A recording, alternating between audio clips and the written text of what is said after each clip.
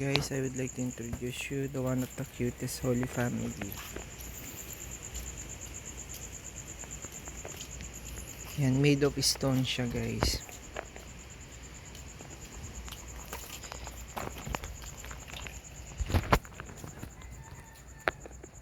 Kompleto siya. Ayan, nandito ang tatlong hari. The Holy Family. Angel. Kung sino naman itong isang to. Ayan. Merry Christmas. Napakaganda niya guys, no? Napaka-natural. There you go.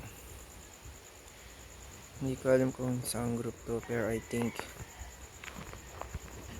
pag may contest, baka itong manalo. We'll see.